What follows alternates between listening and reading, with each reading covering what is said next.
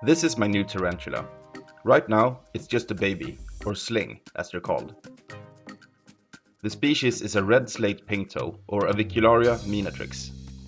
This temporary expo enclosure does its intended job, but it looks hideous for a home display. They're very bare bones because they're intended to be mass produced for hundreds of animals at a vending table. If you like plastic plants, that's okay, but if you know me and my builds at all, you know it has to go. Since the tarantula is an arboreal species, a tall enclosure is preferable. This plastic cup was used to transport a gecko at one point, and I kept it knowing I might need it later on. For substrate, I use a mix of sphagnum moss, worm castings, bark, activated carbon, and sand. The main star of this video, the spider, is a species that loves high humidity, and this substrate will enable that. Not to mention, the plants will love it too. Let's fill up the enclosure. After dumping a thin layer in, I even it out using my hand. Pinktoes are commonly found nesting in or behind bromeliads in the wild, so I'll be using two different species to give it options to choose between. This is a tiger bromelia, and I think you can guess how it got its name.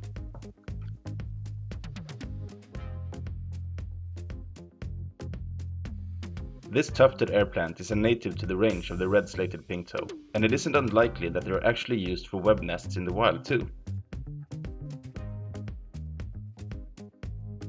Bromeliads are some of the prettiest plants on earth, and they flower too. Bromeliads are epiphytes, which mean they grow directly on a surface and not in soil. Therefore, I need something to stick them to, and I chose this cork bark to do the job. This piece of bark will also offer a third option for the spider to build its web in. It may sound extra for such a tiny spider, but why not is my thinking.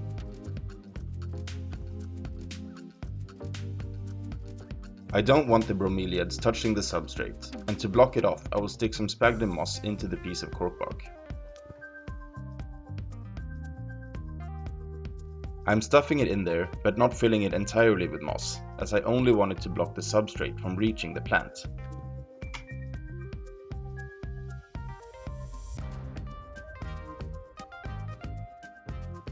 I'm also wrapping a little bit of sphagnum moss around the roots of the guzmania so that it sits in place once attached to the bark.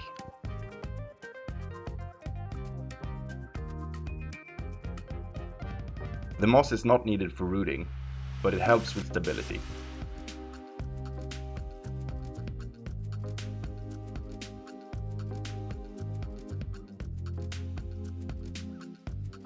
The tiger I just stick right into the top of the cork round.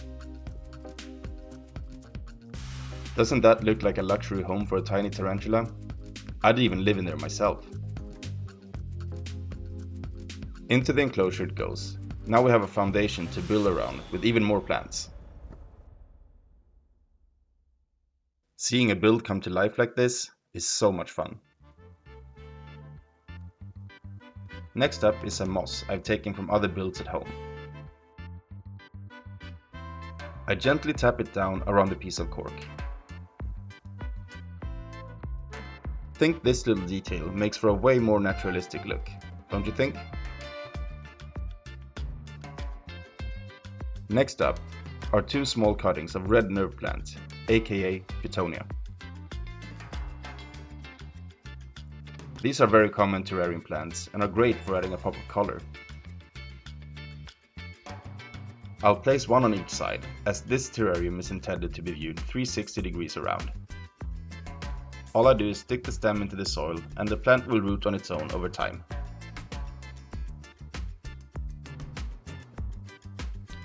For the final plant, I open one of my grow bins and take a couple of cuttings. This is Selaginella, or spike moss, which isn't a moss at all. Hey, I don't make the rules here, so talk to someone else if you got complaints, alright? Selaginella is famous for its iridescent blue shine it shows under certain light. Super pretty plants, if you ask me.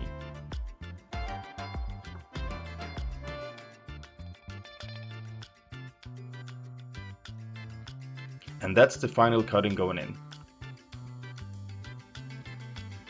It is now time to add some springtails.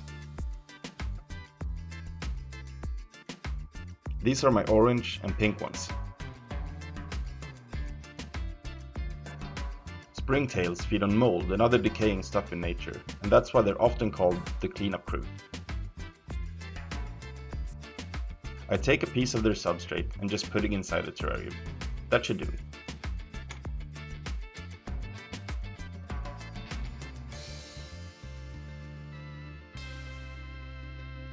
You know it. Time for a quick halftime spray down. Unless I had to film into the enclosure, I wouldn't bother wiping the glass after spraying. This is how it looks under better light. I gotta say it's my best spiderling enclosure to date. My hope with this build is that the spider will make a more natural web than this one placed in the corner of the old cup. This one is clearly made because it didn't have any suitable anchor points to go by, and this was its only option. Time to open the lid. Please don't run away now.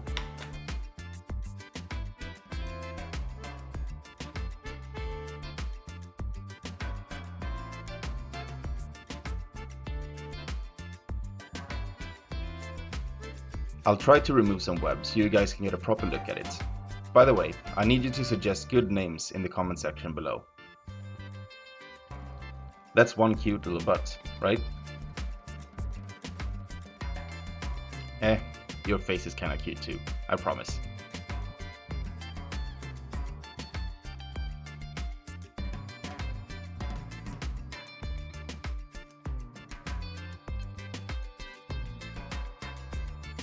Okay, time for the transfer. As I said, please don't run away. These spiders can really be super fat. Whoa! Did you guys see that? Anyway, I forgot what I was saying, but the spider is now in its new home after the jump of a lifetime. It thinks I can't see it. That's too cute. That was fun, but it's best to put the lid back on now, I think. I grew up keeping tarantulas, and it's so much fun to finally have one again after over a decade-long hiatus. Making elaborate setups was an important factor for me when I decided to get back into it. If you have hundreds of tarantulas, like I used to, this type of setup is probably ineffective, but right now I only have this one spider.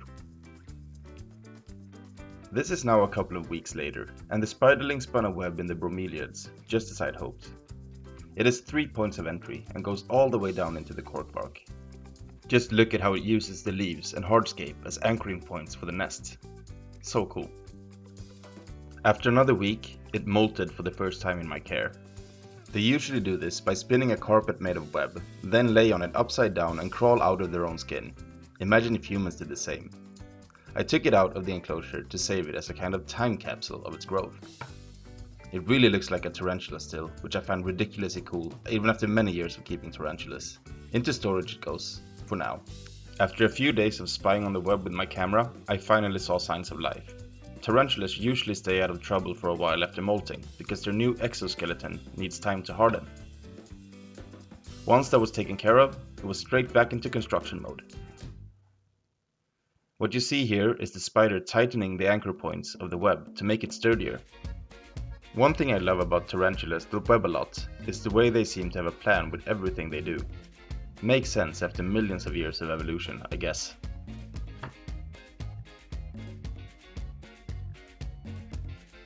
I mean, just look at all the little twists and turns that make it all look so easy.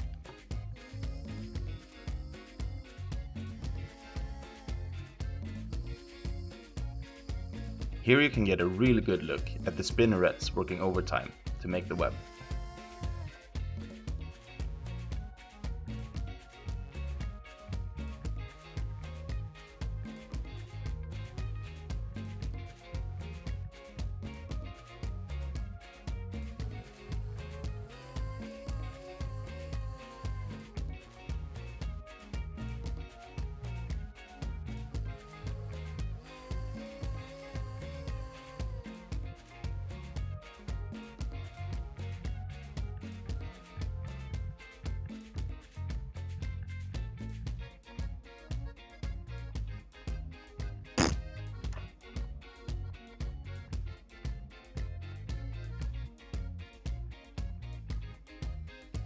That's all I've got for you in this one.